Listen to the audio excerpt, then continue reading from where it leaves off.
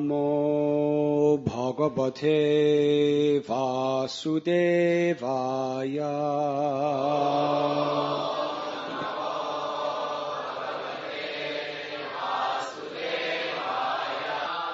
Konvatra te kila guru bhagavan prayasa.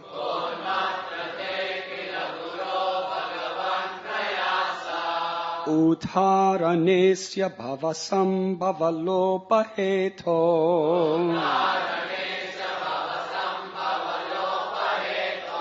Mudheshu vai mahadanugraha artha bandho. Kim te na te priyajanan anusevatam naha.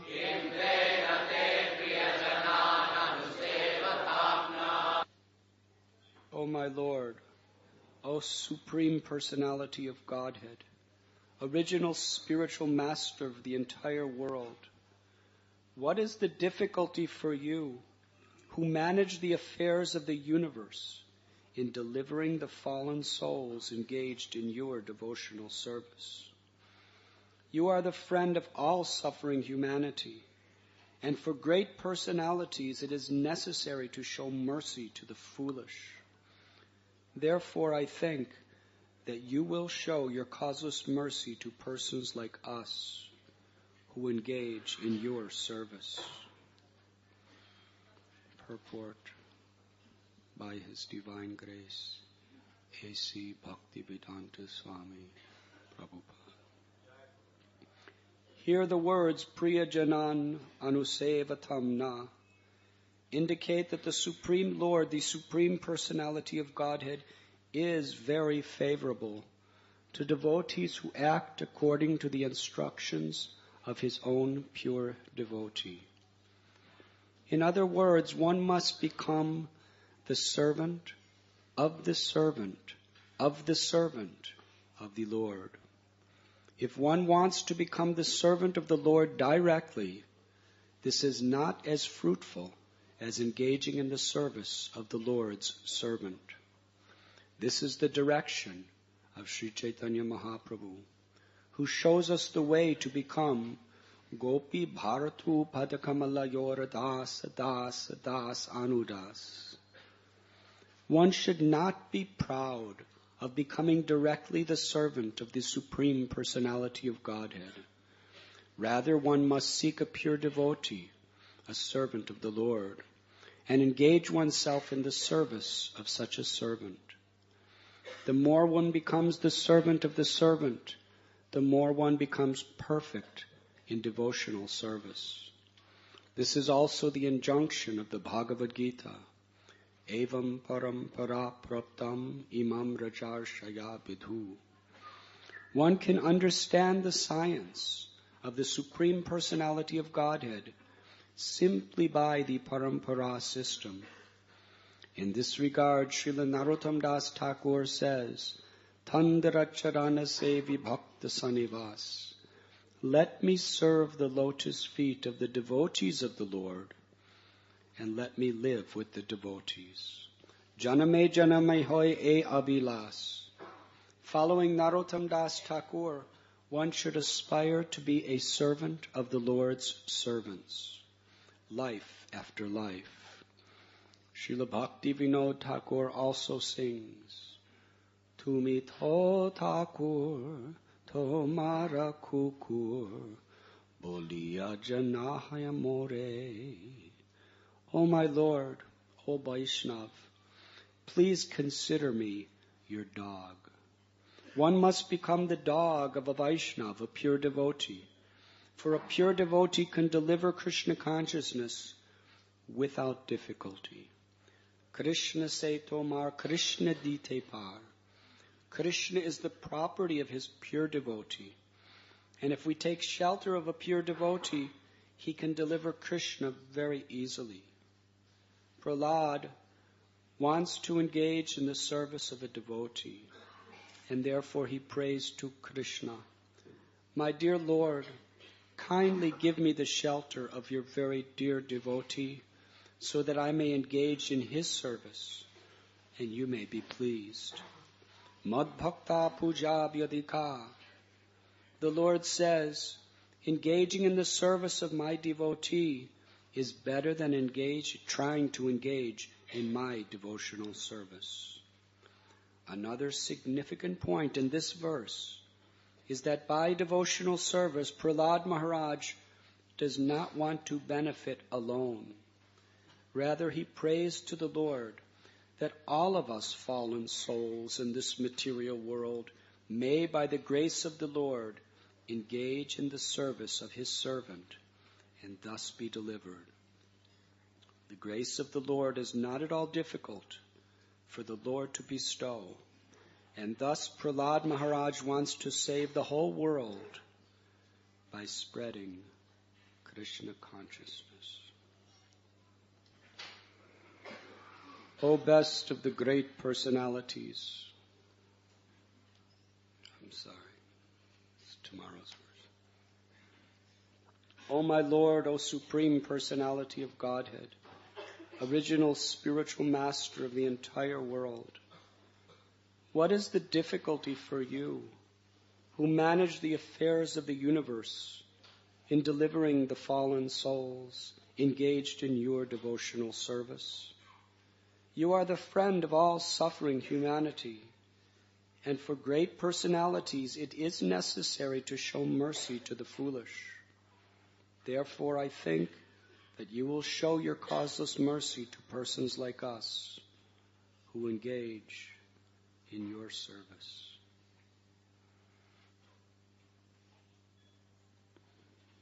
We are reading today from Srimad Bhagavatam, Canto 7, Chapter 9, entitled, Prahlad Pacifies the Lord with Prayers.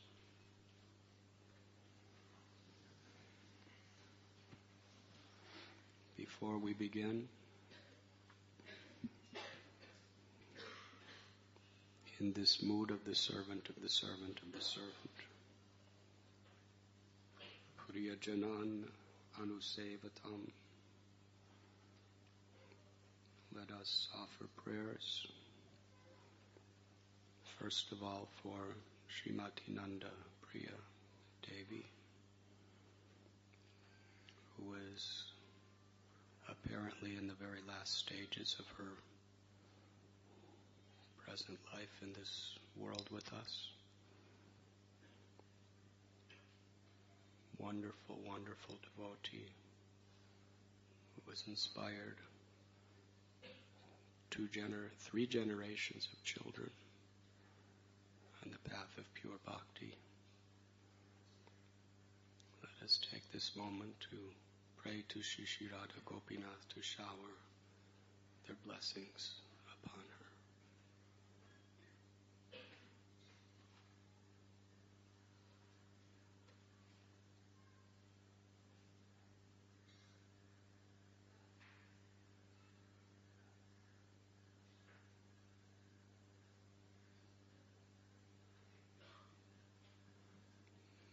And let us offer our prayers for His Holiness Srila Jai Patak Swami Maharaj, who is still in critical condition in the sense that he requires ventilator for breathing. Until he can do without that, his present life is not out of danger. This great compassionate soul who's given his heart for the last 40 years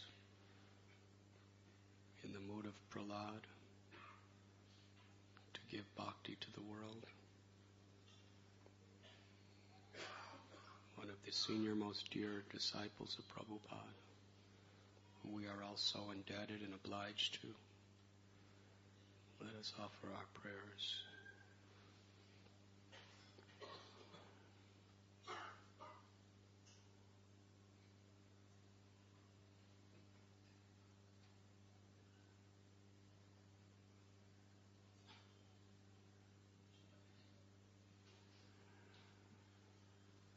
In today's verse,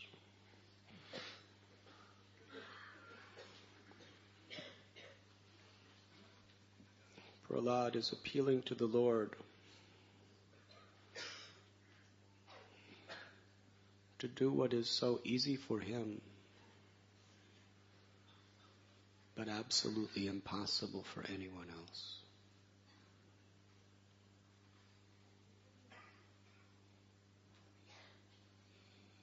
Daiviheshu gunamayi mamamaya duratyaya. Material energy is very strong. These gunas, tamaguna, rajaguna, sattvaguna, are powerful influences which, when activated by time, create the entire manifestation of material existence.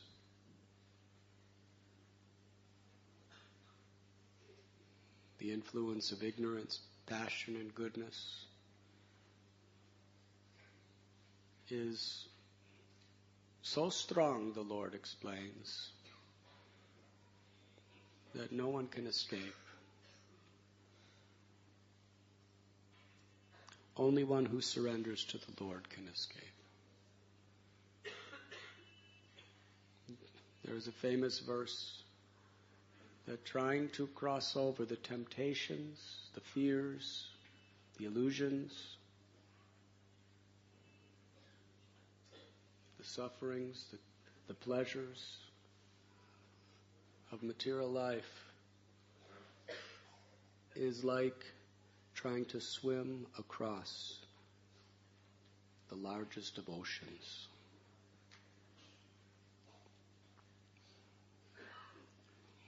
What is the hope of anyone to swim across even a small ocean like the Pacific Ocean? It is simply impossible. But for one who takes shelter of the Lord,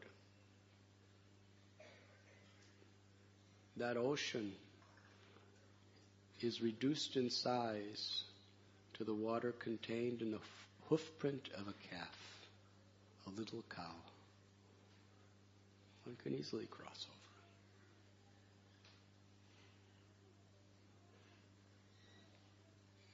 But how to take shelter of the Lord? That is what this verse is about. Prahlad says what's impossible for us is very easy for you, because you are the controller of material existence. You are Sarveshwareshwara, the controller of all controllers. If you withdraw your Maya, then Maya does not exist for us.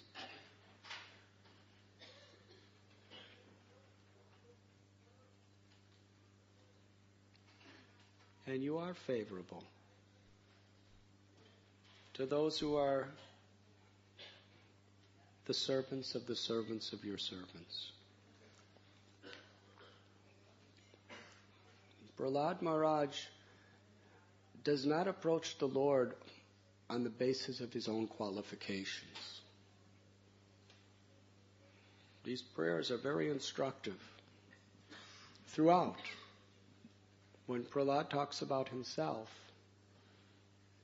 how he was born in a low family of demons, how he's so much addicted to materialistic life, he only speaks about his vulnerabilities, his weaknesses,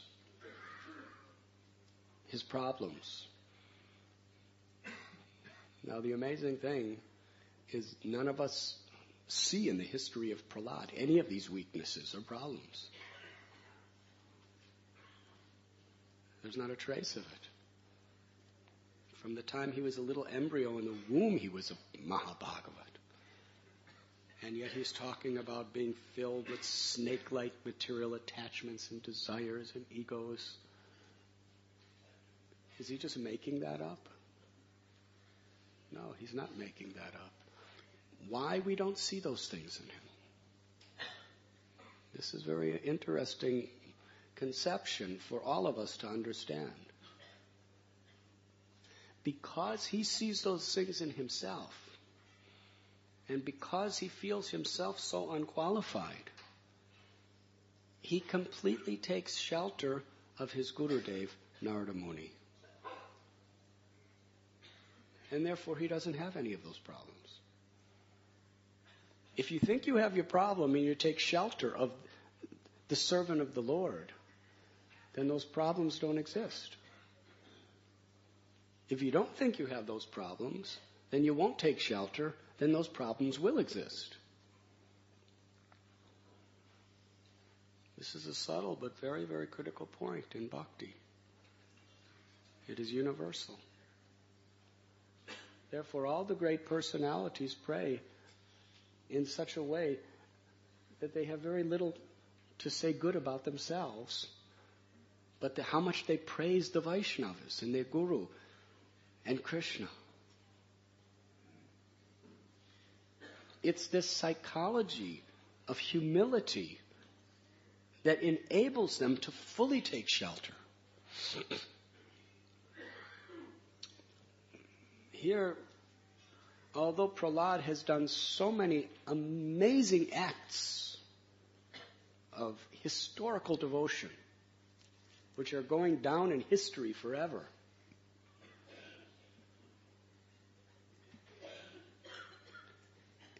as far as he's concerned, his only qualification is that his Gurudev, Narada Muni, has blessed him. That's why you did all this for me, my Lord. And that's why you're standing before me now, offering me all the benedictions. You have incarnated in this world, not because of me, but because I serve my Gurudev. And by his mercy, he blessed me and you have come. Tandara Charana Sevi Bhakta Sanivas. Therefore, Narottam Das Thakur is praying, let me just be the servant of the Vaishnavas. And let me be very happy to live with the devotees. And Srila Prabhupada is taking this principle and focusing on it in his illustrious purport. How the Lord is very favorable to one who follows the instructions of his pure devotee. And Prabhupada says, in other words, one must become the servant of the servant of the servant of the Lord. And Prabhupada quotes Bhaktivinoda Thakur, Tumi to Thakur tomara kukur boliya janara more. Oh my Lord, oh Vaishnav, please consider me your dog.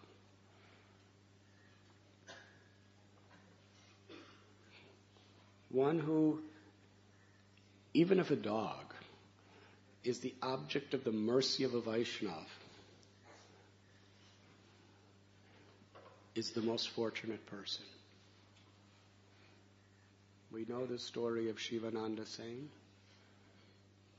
When he was bringing all the devotees to Puri, there were 300-400 devotees, and a stray dog happened to just join up with them and wanted to follow them.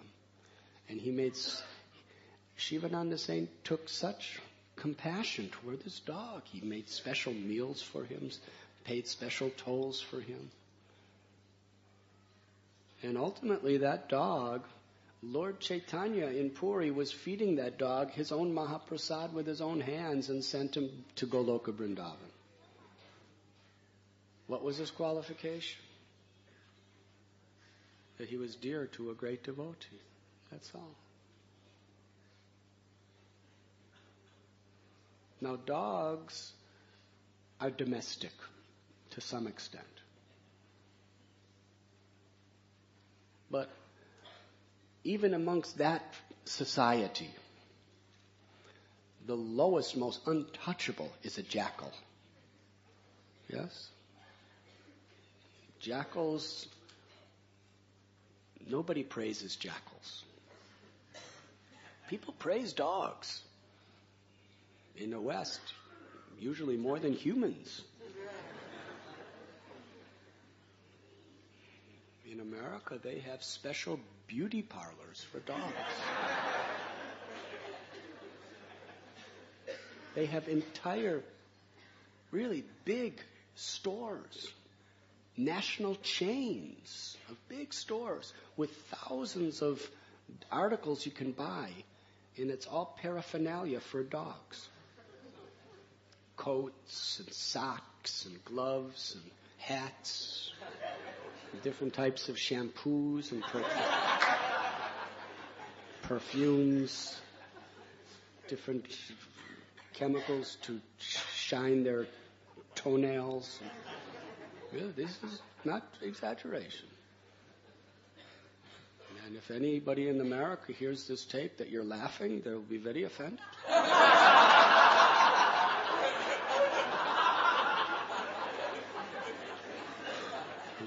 We'll have to edit this tape.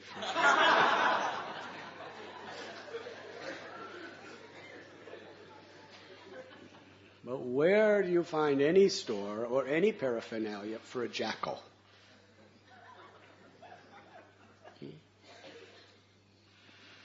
Jackal is very low, considered very contaminated.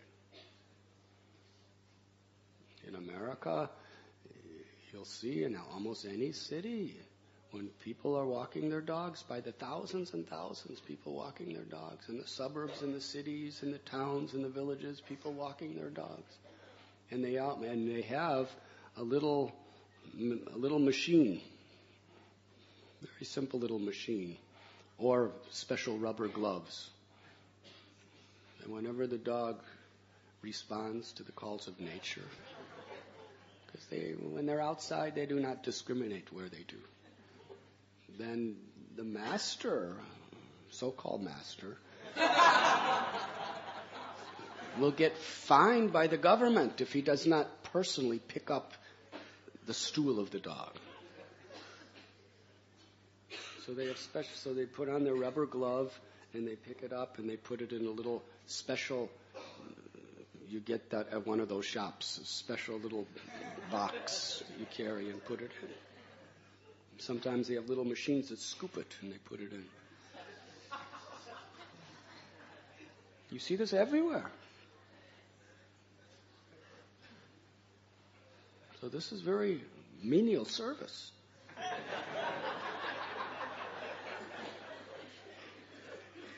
How many of you have someone doing that for you since you've been a little baby? But the dogs have. But nowhere have we ever heard of this for a jackal. Yes. But even a jackal, there's no discrimination. Dog, jackal. There's a beautiful story of one of the associates of Sri Chaitanya Mahaprabhu, Kamalakara Pipalai. He was having Nam Sankirtan at his home, in his temple courtyard. And one of the very, very most intimate associates of Lord Nityananda Prabhu. He is one of the 12 Gopals, one of the 12 principal cowherd boys of Braj Bhumi who descended with Lord Nityananda Prabhu. His name is Parameshwar Thakur. Very close to Janava Devi, Lord Nityananda Prabhu's consort as well. Parameshwar, it is explained, he went to Vrindavan, the final visit of Janava Devi, and personally witnessed her merge into the body of the deity of Ananga Manjari in the Gopinath temple. But in this particular instant, Parameshwar Thakur was dancing and chanting in the kirtan at Kamalakara Pipalai's home. And many, many people were coming. Very attractive kirtan. They were singing, they were dancing, they were so blissful. Krishna is not different than his name. And the realization of Krishna not different than his name is especially when devotees chant with that faith And even more so when devotees chant with that realization. So it was very popular.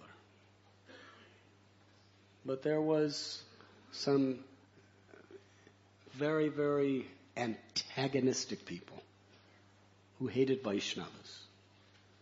And they couldn't tolerate this kirtan. It was just making too much noise. Nowadays, you just, file a case in the courts to stop it. But in those days, it wasn't so easy.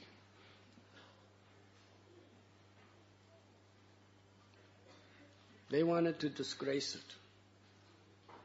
These people, they were Hindus, in one sense. They wanted to completely contaminate the kirtan area so that everyone would have to leave.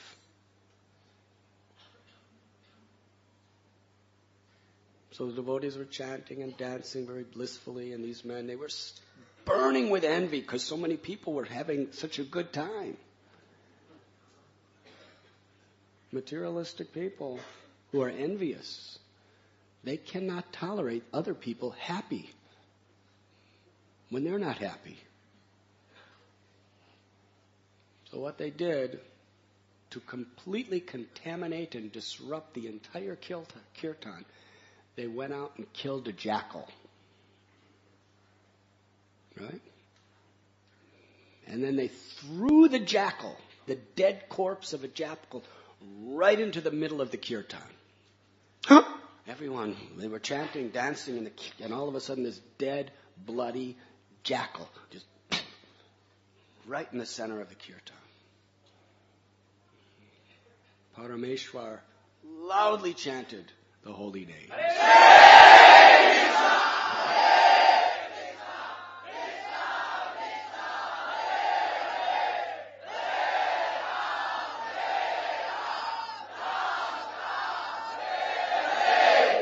Suddenly the jackal came back to life, leaped in the air, and started howling the Hare Krishna mantra.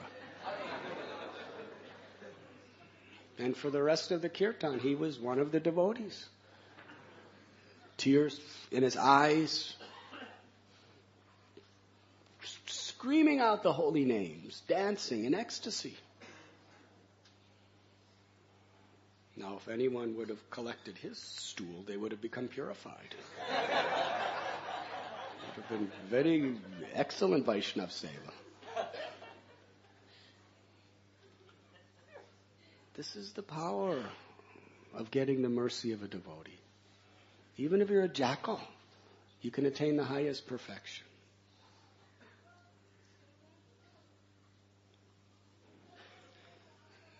There's a well-known story in Sri Chaitanya Charitamrita which reveals this truth. Of a particular devotee that received a form of Lord Sri Chaitanya Mahaprabhu's mercy that no one was given the entrance into, except some of the most intimate confidential associates. His name was Kalidas. Kalidas lived not far from Saptagram, just a few miles from Krishnapur, which is the birthplace of Raghunath Das Goswami. In fact, he is a distant uncle of Raghunath Das Goswami. Kalidas made a vow. He was a very, very learned, very devoted person, highly respected in society. His vow was that he was going to get the remnants of the food left on the plate of every Vaishnav or devotee in the entire Bengal.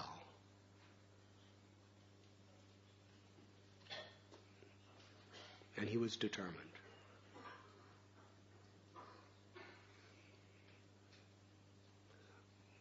What does that mean? Just to eat food off somebody's plate is not in and of itself such a great thing. It was the faith in his heart. He had so much faith in the devotees. He so much wanted to humbly serve the devotees. He so much considered every devotee better than himself. That's the spirit of what he was doing. And how did he go about it? He would go to every devotee's house. And he himself was quite well-to-do. He would get really nice first-class prasad. He would probably do a little research of what that devotee liked. And he'd bring it in a nice plate and go to their house and offer obeisances and give them the prasad. And then he would ask for their remnants. And if they were not willing to give their remnants, he would somehow or other get it. Unknowingly. He did everything in such a way that he never hurt anyone's feelings.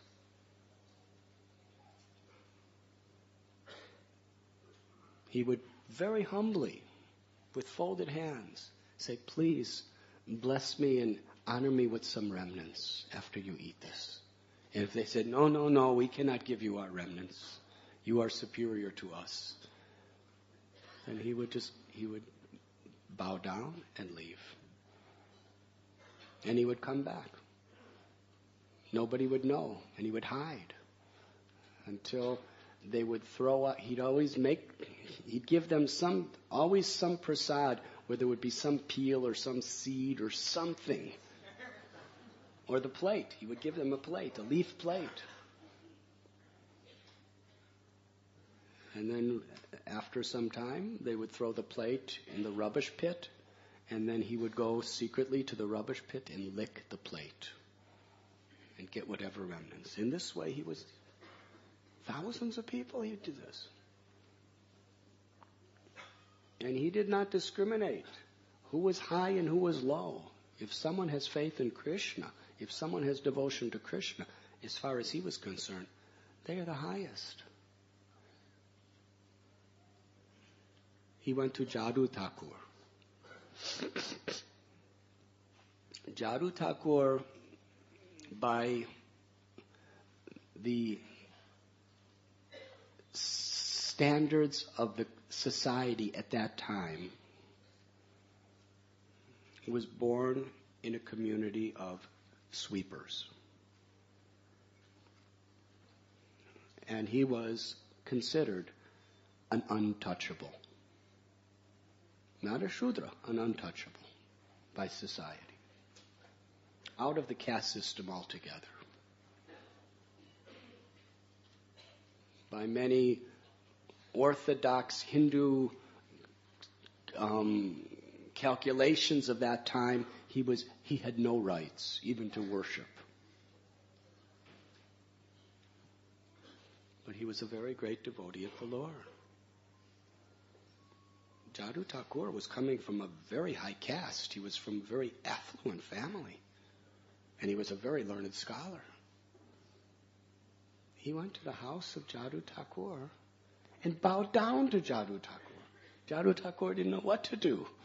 He bowed down to Kalidas. They shared love for Krishna. Now Jadu Thakur, Kalidas knew for sure that Kalidas would not give him remnants. So he gave him first-class ripe mangoes. Now in Bengal, everyone likes first-class ripe mangoes. So he gave it to him on a leaf plate. Yes? So, When he bowed down, Jadoo Thakur said, "Why are you bowing to me? I'm untouchable. You are coming from very high caste, from a very noble family." And Kalidas just revealed his heart by quoting from scripture. That even if one is born in a Brahmin family, if that person is not a devotee, that person is not dear to the Lord. And that person cannot deliver even himself, what to speak of anyone else.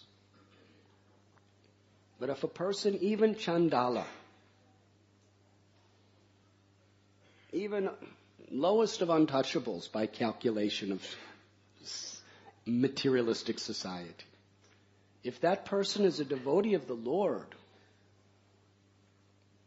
very dear to the Lord, and not only deliver himself but his family, and could become guru of the world. Aho bata swapucho togariyam yajjiva kare bhartate namatobhyam.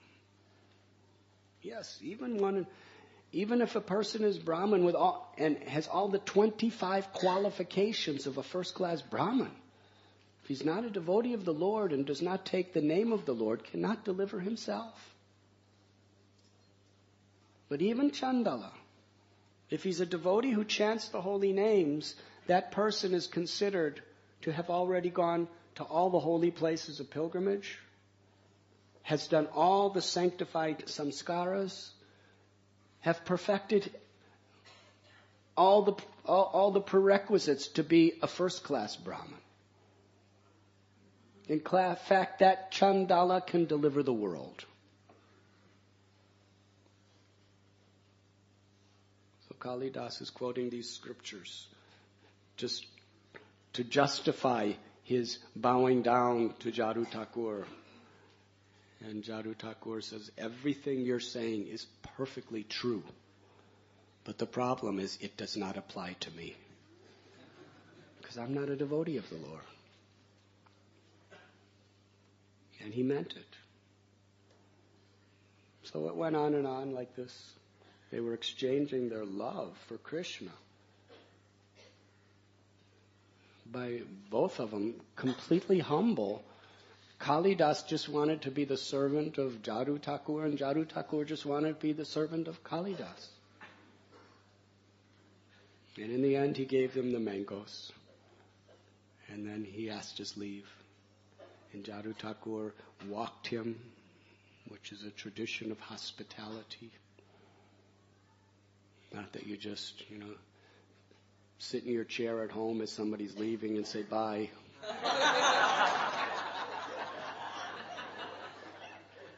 But the custom is that you really make a person feel that you want them to be there. I know Krishna, Chandra Prabhu, Radha Priya Devi. I've seen whenever anyone visits their house and goes to leave their house, my parents, they couldn't believe this. My old friend, Gary, he couldn't believe it. Even I can't believe it. When you're leaving their house, Radha Priya is always crying. Always crying. That why are you leaving? Why don't you stay? We'll miss you so much. And it's so much from the heart. And, it comes to you to the stairs, to the downstairs, until you come to the car. And Krishna Chandra is in the same mood. His tears are not necessarily as visible. But the same spirit is there. And when you leave, you're thinking, these people there's so much love. There's such a service attitude. That's culture.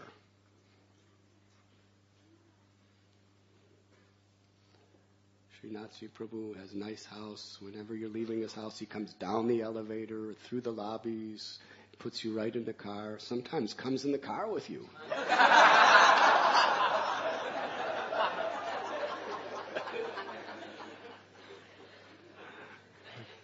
Sometimes he's come all the way to my room with me. I'm wondering, we should get another mosquito net.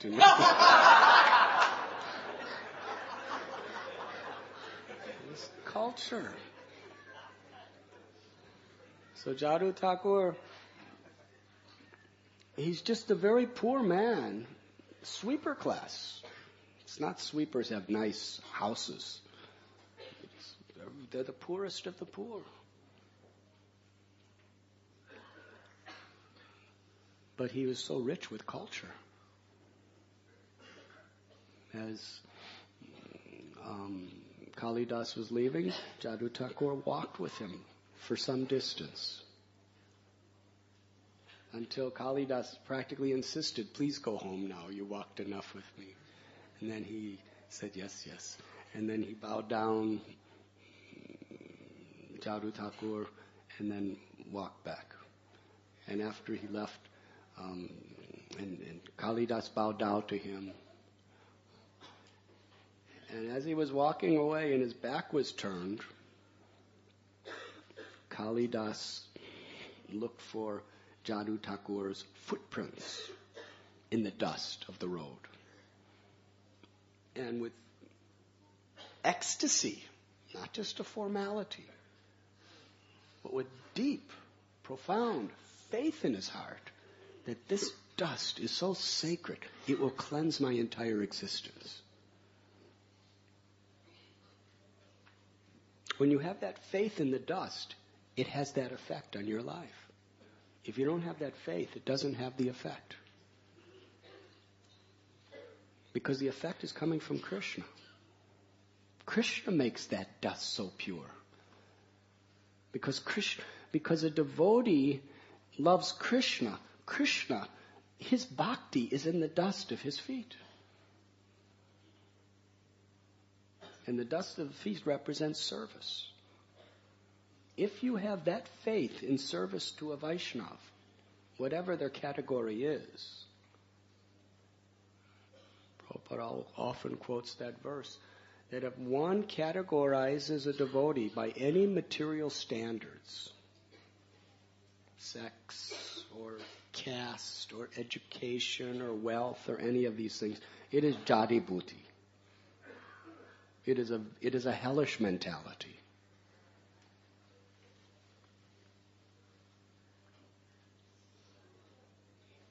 So Kalidas, with so much faith, he considered that dust that was just on the roadside to be more precious than diamonds or rubies or emeralds or sapphires in the museums. He considered it more precious than lavish marble and gold and silver and silks. Because he considered it to be the remnants of the devotion of one who is dear to Krishna.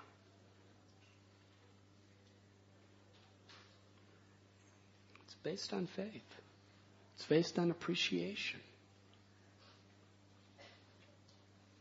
No one was looking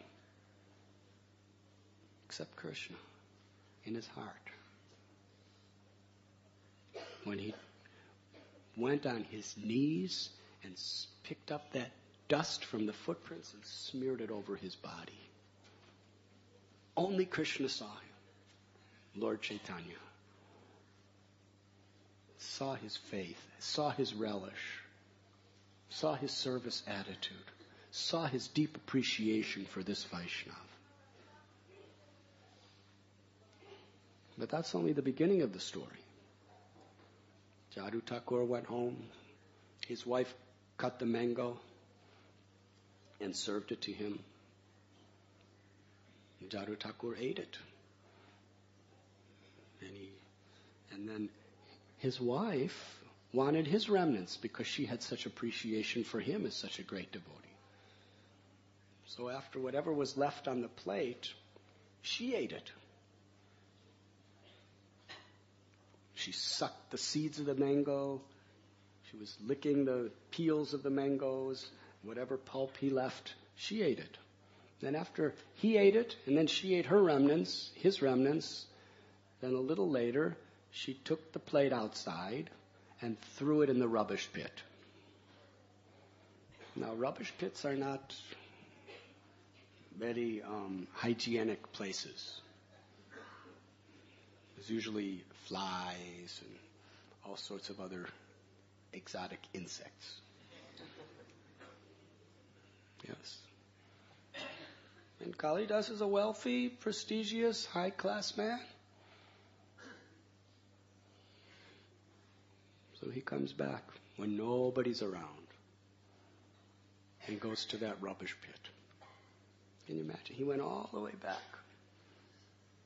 Went to that rubbish pit and found that leaf plate. And there in the leaf plate was the seeds and the skins of the mangoes. He licked the plate. He sucked the seed. He sucked the seed that was already sucked twice. Now we have this, Prahlad Maharaj says, Puna Punas Charavata Charavata. You could think he's like that, chewing that which has already been chewed. You know, we can use an example that somebody, and then he was licking the inner portion of the skin of the mango that was already licked twice. So we could say that material enjoyment is like this. Somebody licks the mango skin, sucks the seed, throws it in the rubbish bin. Then somebody else picks it up, does it, throws it out, and then you come and do it again. Yes? That's considered to be what material enjoyment. You've already done everything so many times. You've already spit it out so many times, and still you're looking for the same thing again. But just see, when you have faith in a Vaishnav, how it transforms Puna Punash Charapata Charvananam into what Krishnadas Kaviraj Goswami says to be the greatest asset we have. Krishnadas Kaviraj Goswami says there are 3 very, very powerful substances, and if you only can have faith in these substances, with that faith, with that appreciation, somehow or other get it. Because it will cleanse your heart. It will attract Krishna's mercy to shower upon you if you relish it. And what are those 3 substances? The dust of the feet of a devotee. The water that washed the feet of the devotee. And the prasad that has been eaten by a devotee. When Krishna eats prasad, it's called Mahaprasad. When a devotee eats that prasad, it's called Mahaprasad. In this case, a devotee ate it, and then another devotee ate it, so it's Mahaprasad. Very, very interesting. It's like to be Krishna Das is an exalted position. But to be Das is a more exalted position. But to be a Das, Anu Das, even more. Prabhupada explains, the more you go, the more you're the servant of the servant of the servant of the servant, the more relishable it is. So there's Mahaprasad, there's Mahaprasad, and there's Mahaprasad. Very, very powerful substance. Krishnadas Kaviraj, he's a Paramhamsa, he's a Mahabhagavat, he's the highest realized person. And he's going on and on glorifying these 3 substances. They can deliver us from birth and death. They can award us ecstatic, eternal love for God if we only have that faith and appreciation.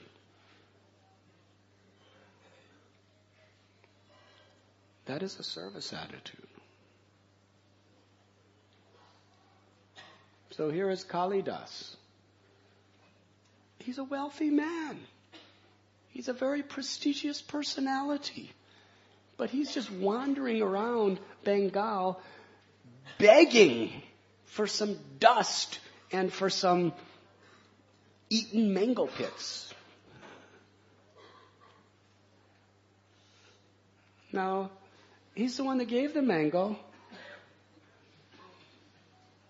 Certainly he could have bought a few for himself, offered them to Krishna, and just could have all that juicy pulp, right? He could have just relished all that juicy mango pulp like every Bengali likes. But he didn't want it. He wanted the dried up,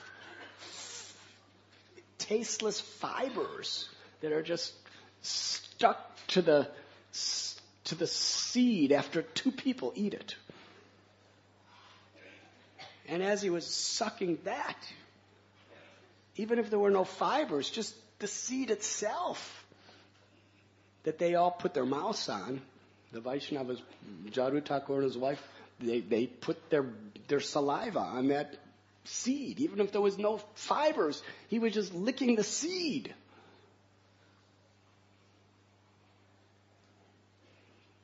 Amazing. And he was weeping in ecstasy as he was sucking the seed and the skins. Because of his faith. To him, that was more delicious than rasgullas and sandesh and gulab jamans and samosas. Or even belpuri.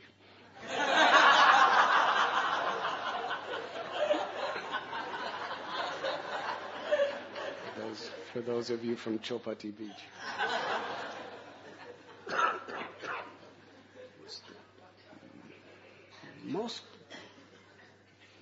Because what was he tasting? He was not tasting with his tongue. He was tasting with his heart.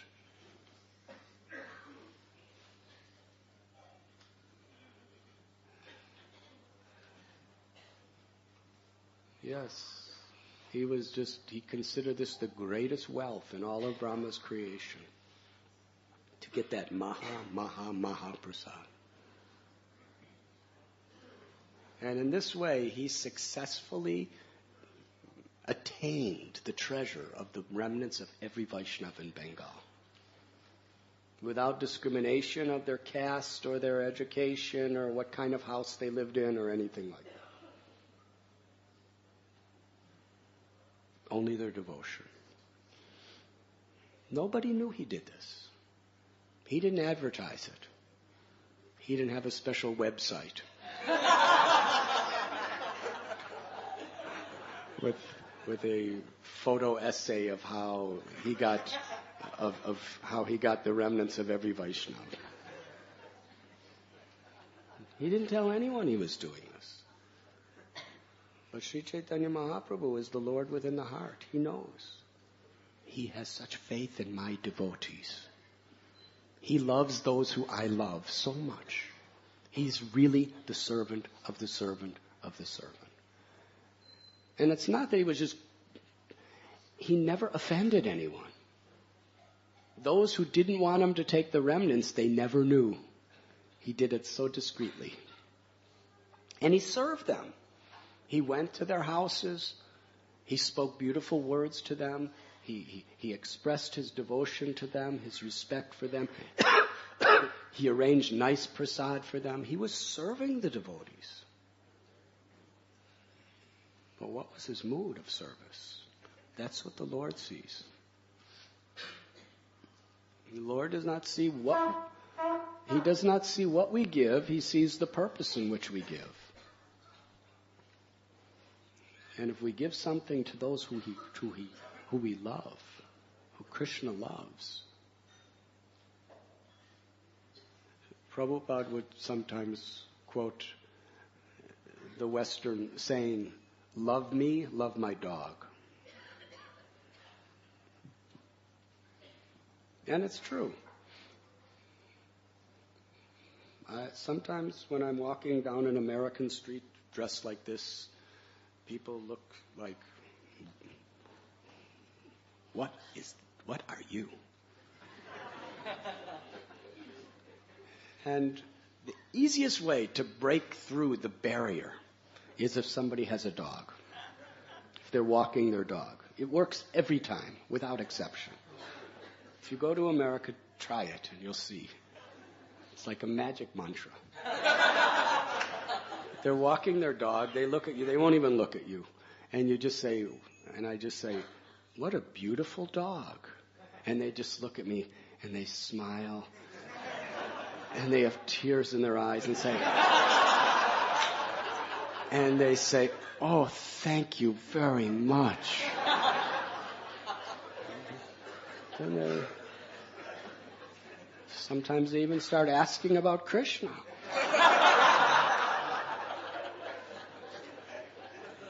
You're laughing, but this is true. Prabhupada said, love me, love my dog. Where does this come from? Its origin is in Krishna. If you become Krishna's dog, a devotee wants to be Krishna's dog in that sense. And therefore, if you love a devotee, then Krishna's heart is yours. Because Krishna loves his devotees so much. Mad bhakta puja vyadika. If you love Krishna directly, that's nice. But if you love the servant of Krishna, then Krishna's heart is yours. Krishna so much loves his devotee that he appreciates someone who gives pleasure to his devotee more than he appreciates someone who gives pleasure to him directly. This is the nature of love.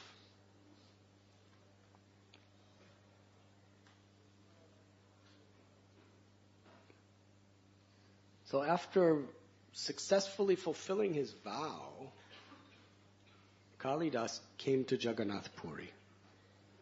And he was about to embark on a mission that was extremely dangerous. Should I tell? No! Lord Chaitanya would go to the Singhadwaram, the main gate of Jagannath temple. And as a sannyasi, Govinda, his servant, would carry his kamandalu, his water pot. And at the bottom of the steps, before going up the steps, there was a little area, like a gutter area, where Lord Chaitanya Mahaprabhu would wash his feet before going into the temple. Because after all, this is Lord Jagannath's temple. And he wanted to be as clean as possible to go into Jagannath's home. So he would wash his feet. But Lord Chaitanya, being in the mood of a devotee, would not allow anyone to ever touch a single drop of that water. He made this very strongly clear. It would be considered a humiliation and an embarrassment for him, for anyone to take that water and touch it. Because as a devotee, he was thinking his feet are dirty and nobody should touch it. And because he made it so clear, the devotees were so afraid to go near that water. Nobody dared to even attempt to touch that water. Except a few of the most intimate, confidential devotees, somehow or other, without the Lord knowing, very secretly. Krishnadas Kaviraj Goswami does not tell how they did it. But very discreetly, without the Lord knowing, they would figure out a way to get it on rare occasions. Hare Krishna. So when Sri Chaitanya Mahaprabhu was about to ascend the stairs at the Singhadwaram, his kamandalu poured the water over his feet, and Kalidas appeared right at that moment. And Sri Chaitanya Mahaprabhu looked at him. This is the servant of my servants. This devotee serves the Vaishnavas with such faith. The water poured onto Lord Chaitanya's feet. And Kalidas cupped his hands right under Lord Sri Chaitanya Mahaprabhu's lotus feet. The water, it all poured right off of his feet, and all the drops of it fell into Kalidas's cupped hands. Could you imagine the other devotees there? In Lord Chaitanya's presence, they wouldn't even look at that water. They were so afraid of the Lord's wrath. And he's just filled his hands up, and they're all watching. And Lord Chaitanya is looking right at him. And then right in front of the Lord's lotus eyes and all the other Vaishnavas, he takes the cupped hands filled with the water and drinks it. Large quantity.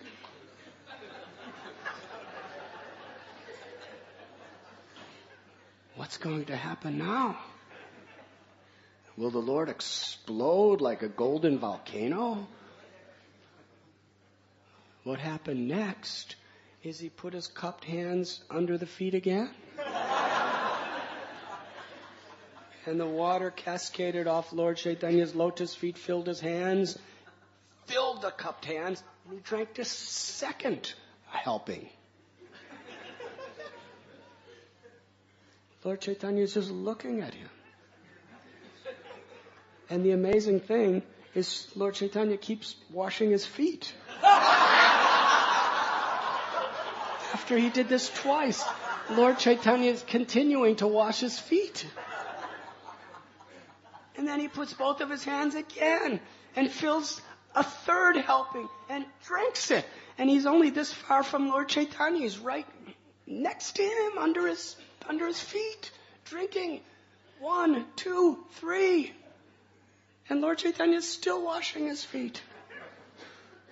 And then he goes for a fourth one. And Sri Chaitanya Mahaprabhu, finally, he says something. That's enough. He never, ever showed anyone this mercy. Not even his most confidential associates.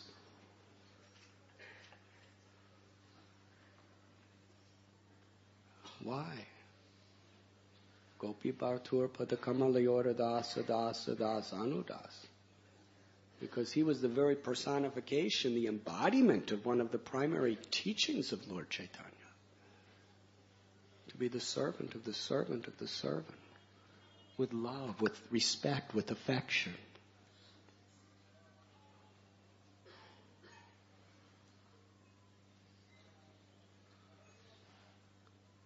Then Lord Chaitanya went to Kashi Mishra's home, Gambhira, and he was served by Govinda, Lord Jagannath's prasad.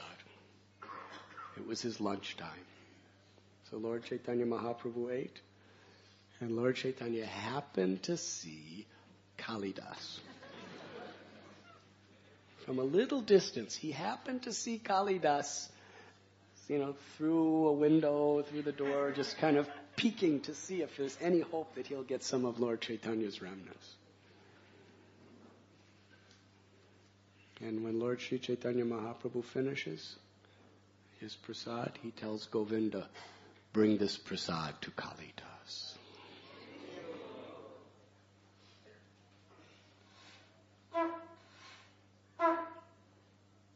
Servant of the servant of the servant.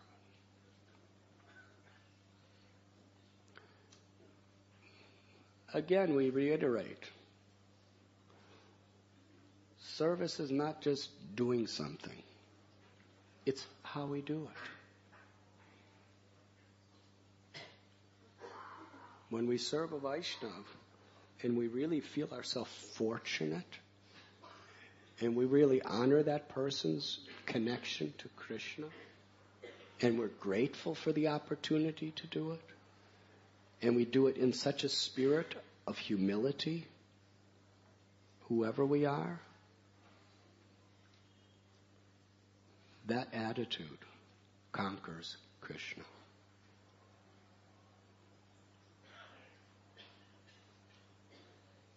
Even when we do deity worship, our mood is we're only the servant of the servant. We're assisting Srila Prabhupada, we're assisting our gurus, we're just, they're doing. We're just assisting them on their behalf. Then Krishna accepts our offerings. If we try to do directly, Krishna will not be so happy. But if we really do it in a spirit of the servant,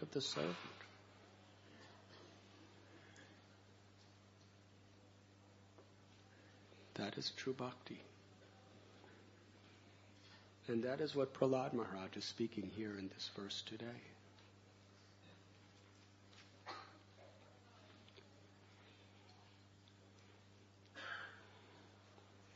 That O my Lord, O Supreme Personality of Godhead, original spiritual master of the entire world, what is the difficulty for you who manage the affairs of the universe in delivering the fallen souls engaged in your devotional service? You are the friend of all suffering humanity, and for great personalities it is necessary to show mercy to the foolish. Therefore, I think that you will show causeless mercy to persons like us who engage in your service. And Srila Prabhupada ends this purport. He says another significant point in this verse is that by devotional service, Prahlad Maharaj does not want to benefit alone. Rather, he prays to the Lord that all of us fallen souls in this material world may, by the grace of the Lord, engage in the service of his servant and thus be delivered. The grace of the Lord is not at all difficult for the Lord to bestow, and thus Prahlad Maharaj wants to save the whole world by spreading Krishna consciousness. Another example of this quickly is King Prataparudra. He was king. He wanted the Lord's darshan. The Lord said no. Niskinchanasya bhagavad bhajano mukasya param param jigamasura bhavasagarasya. I am sannyasi. To associate with a materialist person like this is more deadly than drinking poison willingly. If you even ask me again, I will leave this place. He was so strict. When the king approached the Lord, he was rejected. But then King Prataparudra served Ramananda Rai. Ramananda Rai came and told Lord Chaitanya that when King Prataparudra heard, when I asked him if I could resign from government service to serve you, immediately, as soon as he heard your name, he was in ecstasy crying. He got up from his throne.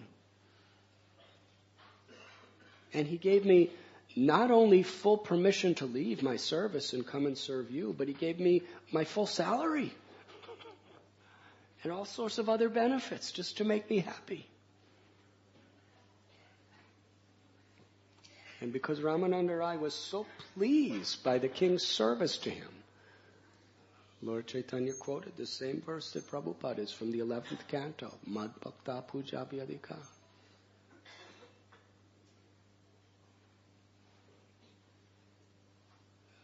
That Krishna is more pleased when we serve his servants. Because King Prataparudra has served you with so much faith and affection, Krishna will certainly bestow his full mercy upon him.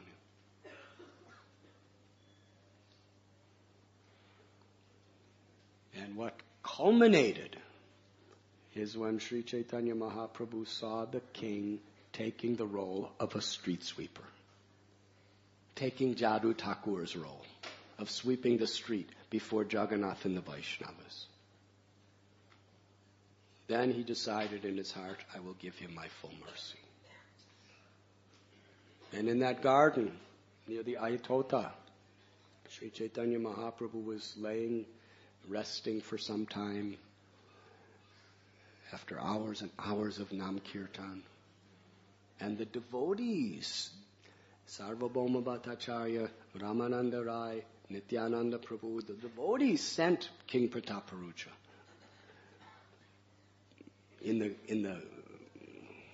the clothes of a Vaishnava, simple clothing. Go in there, sing Gopi Gita, and massage his feet. And when he went in, just following the instructions of the Vaishnavas, exactly what they did, because they were so pleased. They wanted so much for him. It was the devotee's desire that was his qualification. And why did the devotees have that desire? Because of his desire to serve them, to love them, to do everything for them.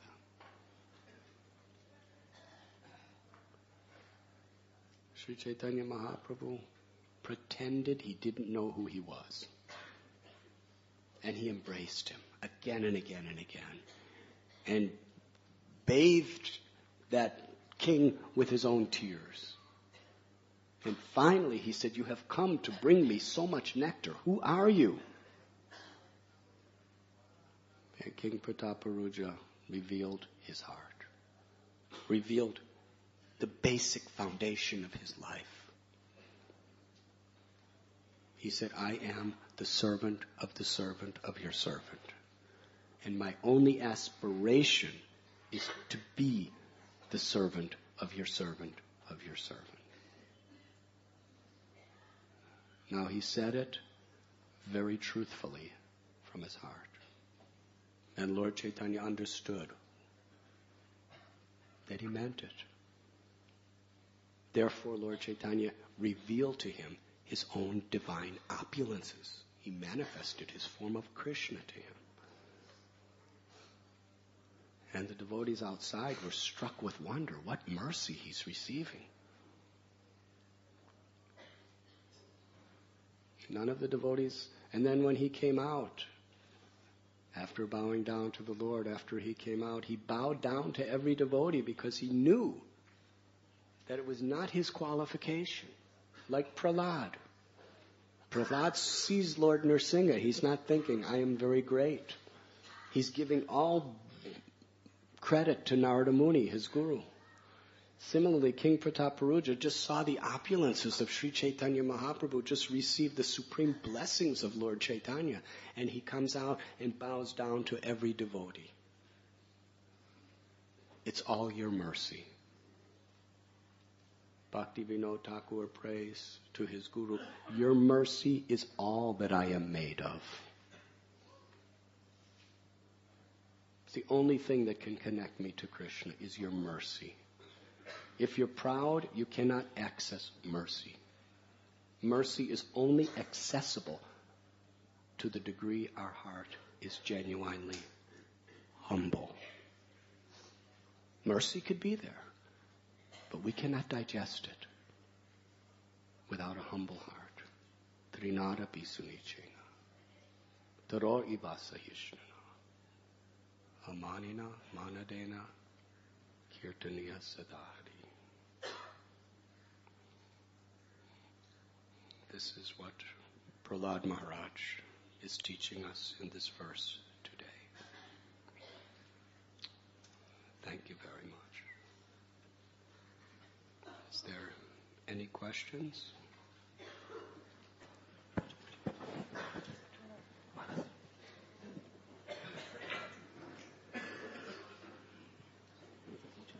Hare Krishna Maharaj.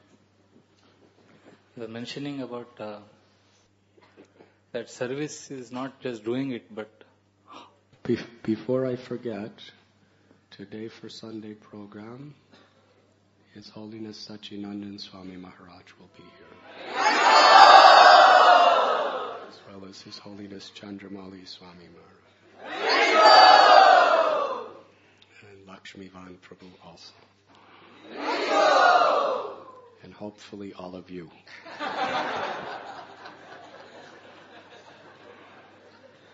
Haribol. Yes. Maharaj, you were mentioning about how service is not simply not just doing it, but how you do it. And when we are doing one of the most important services, that is of chanting in the morning, japa, we get a lot of thoughts about other things to do throughout the day. A lot of other services. And we start planning for other services. And we know that we are supposed to just chant this time.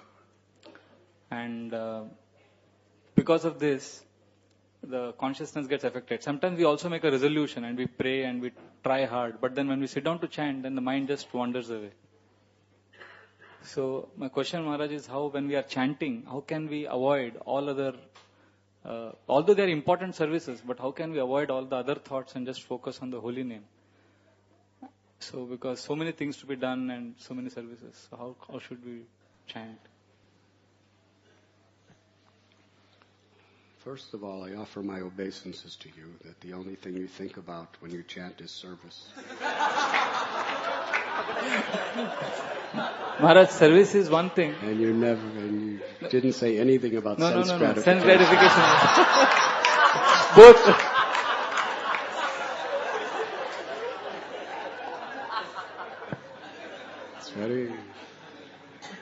It's a very exalted problem.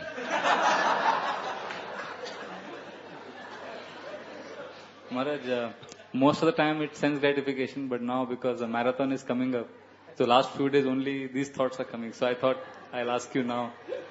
So both problems are there, sense gratification also and sometimes services thoughts also.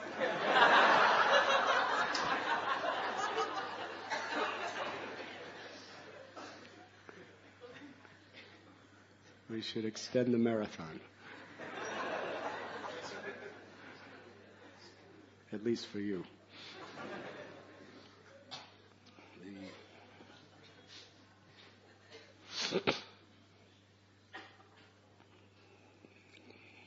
Yato nishchalati manas chanchalamastheram. Bhagavad Gita explains when the mind wanders, we just keep bringing it back. So focus on the holy name during chanting. We should be convinced within our own mind that the empowerment that I will have in my service is to the degree I could be absorbed in the holy name when I'm chanting. We should have that conviction.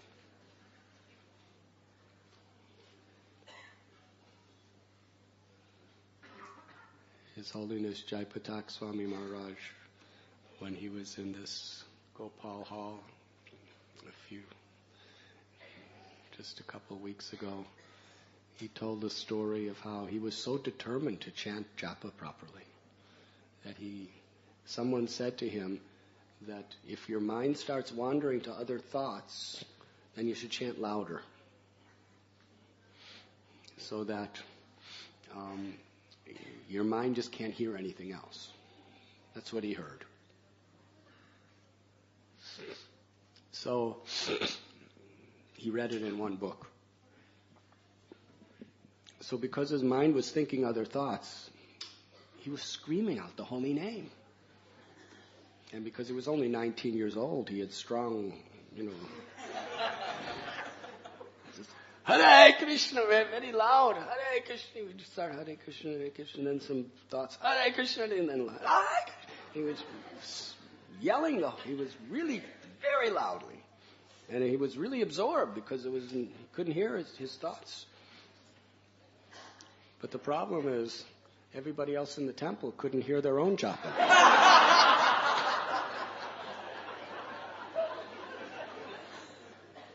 So they told Srila Prabhupada. So Srila Prabhupada told him he should chant outside. So he would walk in this public park.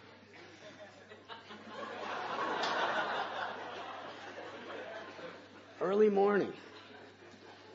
He'd be walking in this public park going, Hare Krishna, Krishna Krishna, Hare Hare. And, the neighbors and the people, go to the park to have a very quiet, peaceful walk in the morning. Screaming, But he didn't care. He just didn't care. He just went on, and he said he was very much absorbed in chanting. So I'm not saying you should do that. You cannot imitate great souls. But you could follow in their footsteps. And what is the spirit? That he was so determined to be absorbed in chanting and hearing the chanting. He was just so determined. So we also should be determined to hear. Whenever the mind wanders, it's Hare Krishna, Hare Krishna, Krishna Krishna. Try to bring it back to the holy name. Krishna is not different than his name. Different devotees, through different ways. Sometimes some devotees, they look at the mantra when they're chanting. Some devotees look at a picture of Radha Gopinath or their deities when they're chanting. Some devotees just close their eyes and just sometimes a little louder, sometimes a little softer, whatever helps us to just absorb ourselves in the sweet sound of the holy name. But if that's our will and that's our determination, Krishna will help us. Does that answer your question? In other words, every day during japa period, you should see this as a chanting marathon. And be absorbed with as much determination as you are for the book distribution marathon. And the great book distributors,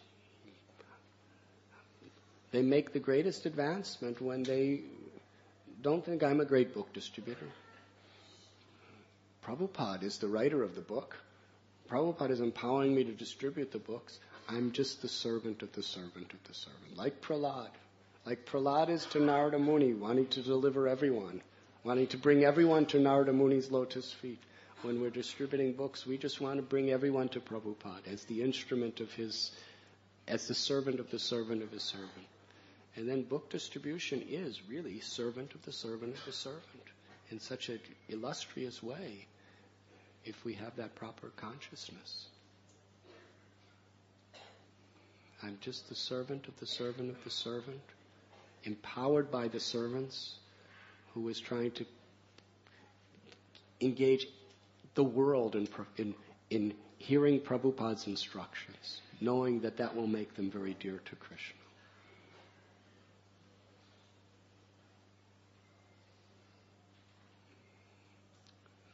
Is there another question?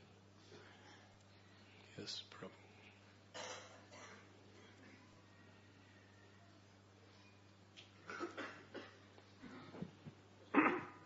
Maharaj, you are talking about Kalidas, the standard which we are supposed to reach, that we are going to be a servant of the servant.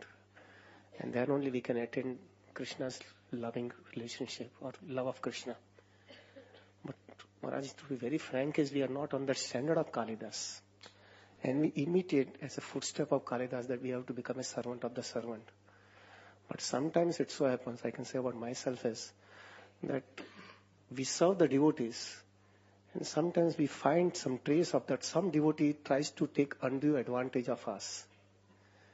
They try to, not an exact word of exploitation, but they try to take undue advantage, thinking that this person is having a service attitude, so I'll take some more advantage of it in a material angle.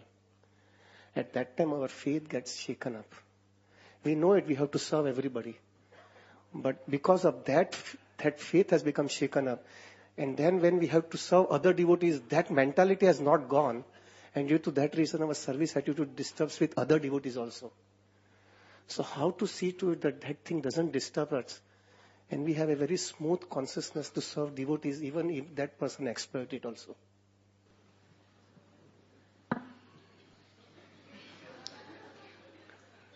I knew you would ask that question.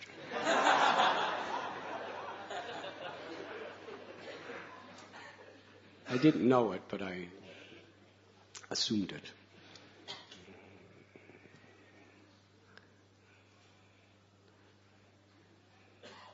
You see, Jadu Thakur was a pure Vaishnava.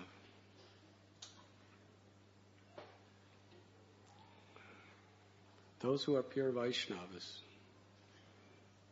those who really, when I say pure, it means that their service attitude is quite unconditional. They don't want to exploit for their material purposes. Yes?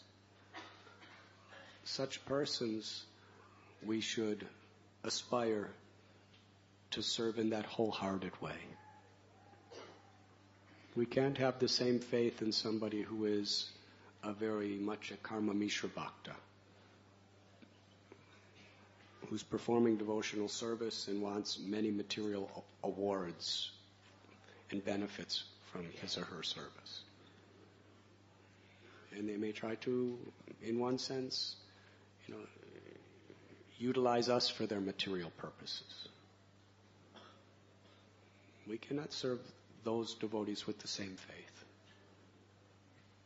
We have to have intelligence. We should serve them. But we should serve them in a way that our service is not exploited for material purposes. We should not.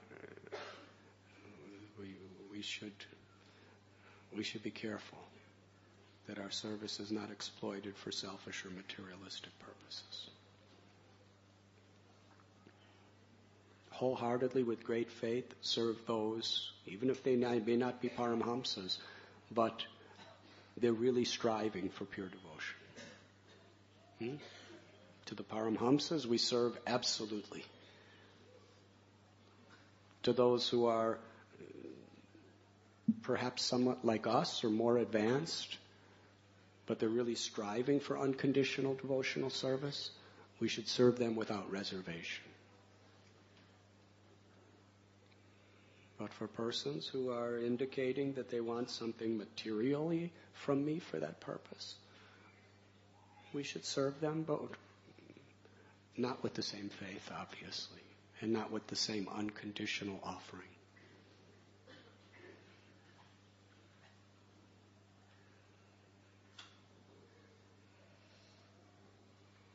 But still, we should serve them. We have to be intelligent enough to serve them in a way that they're not disrupting your devotional service or disrupting their own devotional service. Does that answer your question? We can't see everyone as the same. We have to serve every devotee according to their particular, how we perceive at least,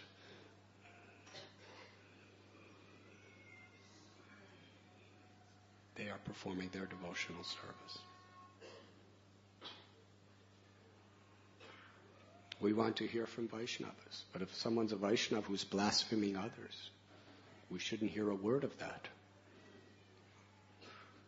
Doesn't mean we shouldn't serve them. We should serve them from a distance. Because what they say will destroy your spiritual life if they're doing blasphemy. So we may just offer obeisances from a distance. So servant we are.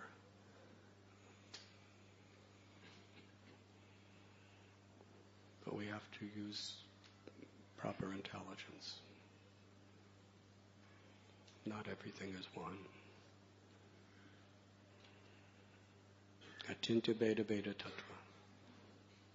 Service we are to everyone, but each person, there's diversity in how we serve and in the faith that we serve. If someone is trying to exploit, we have faith in the principle of serving a Vaishnava. But we have to discriminate that the service is actually being used for Krishna.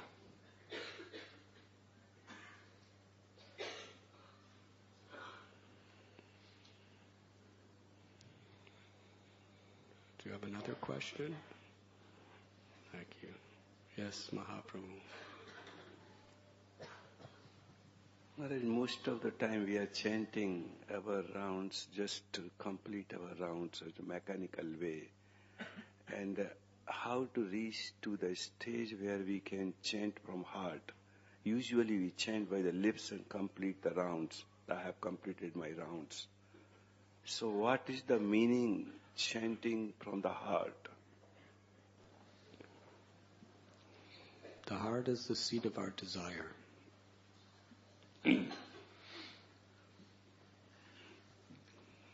We should desire pure devotional service. We should desire to please Krishna. We should desire prema bhakti.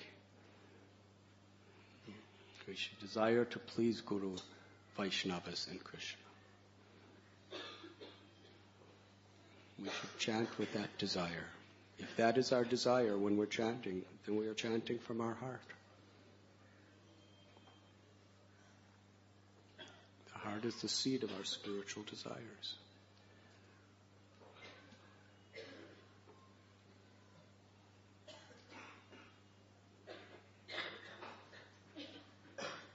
What do you want?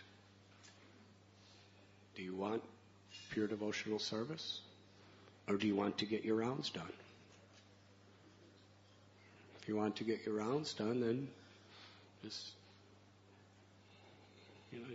keep chanting and pulling down those counter beads, and you'll get your rounds done. Which is good. You're getting your rounds done. There will be some of those mantras will go deep into your heart, but maybe not so many.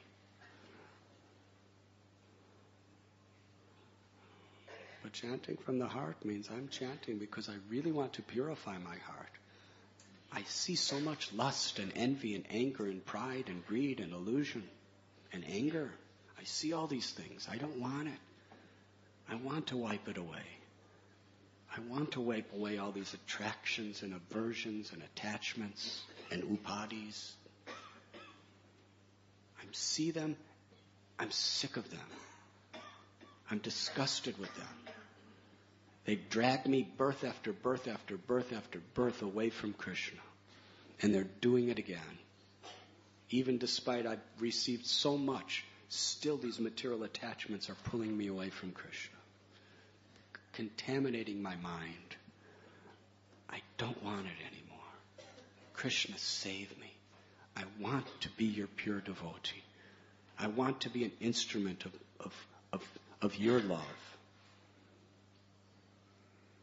And in this spirit, we really cry out the holy name. We cry out the holy name to cleanse us, to save us from Maya, to empower us to become pure. Do you want love of God? Or do you want to just get your rounds done so you can go on to the next thing? If you want love of God, focus on that. And focus on all the impediments that are diverting your attention. And only the name can ultimately save us. But you can't just sit down and do that unless through the day you're really trying to cultivate the attitude of the servant of the servant of the servant. If you're offending Vaishnavas, if you're doing prajalpa and talking nonsense and all these other things, you're not going to be capable of doing that when you sit down to chant. But if you're trying to live your life in the spirit of achieving that love, and then when you sit down to chant, and you see all the impediments, and you see all the desires, and you see all the conditionings that are so deeply seated in your mind, you want to get rid of them. And you know the only way, there's no other way. I've tried it for years, and it just doesn't work. I know, I'm convinced, I've heard it in the books, I've heard it in the classes, I have personal experience of it. The only way is Krishna's mercy. And Krishna's mercy is manifesting in His name. And that mercy is accessible by how humbly and sincerely I chant.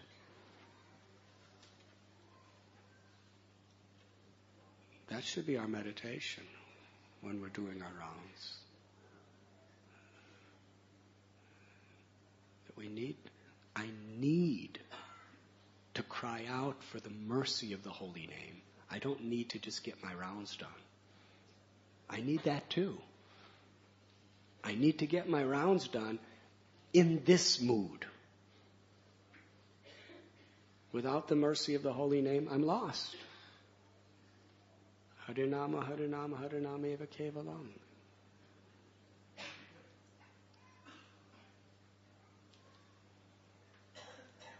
In this spirit, we should pray for mercy as we're chanting the holy names, like beggars. If a beggar, as we were saying in Bhadrasana, if a beggar comes to you with a beautiful silk sari and diamond necklace just coming out of her Bentley, Rolls Royce, or whatever, and says, please give me bakshish. There's not much feeling in her heart. But if a lady who really has nothing and she comes up with you she's hungry, she's diseased, she's in rags, and she says, bakshish, bakshish, she means it. Yes? So we have to understand our poverty condition. We've been given so much, but still, so much disease, so much hunger. That's a humble state of mind. That's why Trinadapi Sunichaya, in such a humble state of mind, like a beggar, we're crying for mercy. I'm fallen.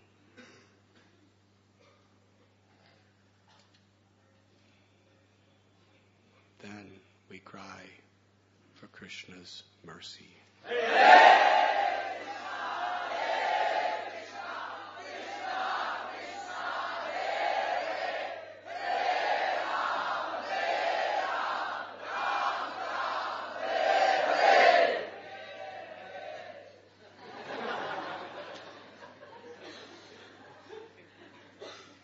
That was the walls echoing.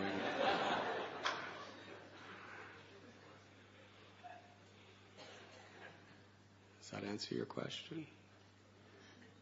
Thank you. So I think that, okay, I cannot say no to Vamsidhari. Thank you, Maharaj. Maharaj, you spoke at length about the remnants up to get of the great souls. And I was very fortunate. It's very, not that difficult to get the remnants of my beloved Guru Maharaj. But a lot of brahmacharis, when they visit our house, they lick the plate to such an extent that there is nothing left, Maharaj.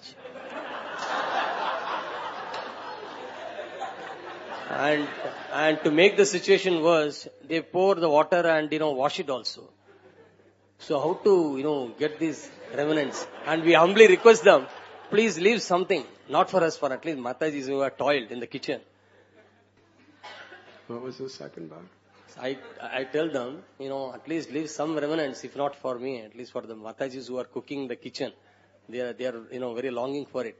So it is very purifying and all those things. So, now how to get these remnants? I don't want to name these brahmacharis, or all in semicircle sitting here.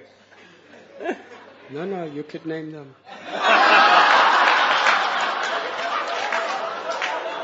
His Grace Govind Prabhu, His Grace Radha Gopinath Prabhu. So many of them they come. Gaurang Prabhu also, So please tell them, to leave some remnants so that.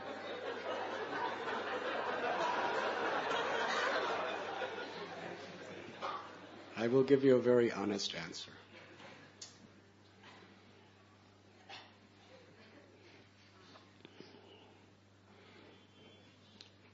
I've been asking the same question for many years. how I could get their remnants. So when you find out, please tell me also.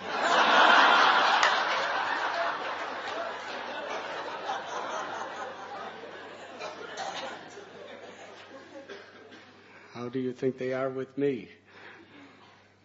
They won't even let me look at their plates.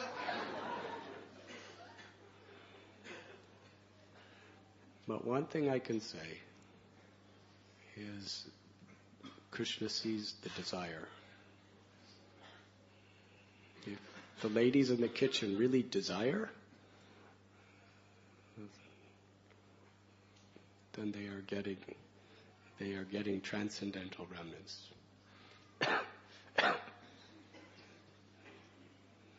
And little does Govinda Prabhu know that all these ladies are eating his remnants.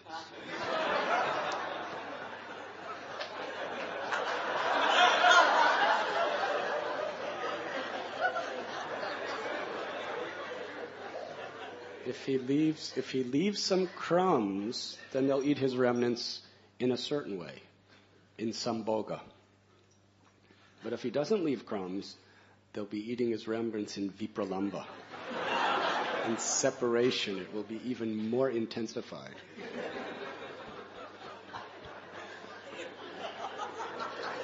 Maharaj, we are making a new policy. Brahmacharis will not visit the house of Grihasthas anymore.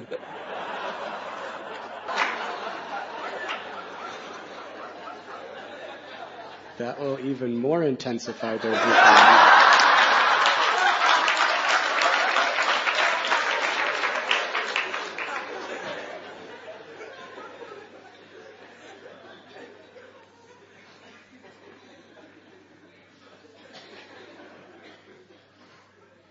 Haribo. Does that answer your question? Srila Prabhupada ki jai. Thank you very much.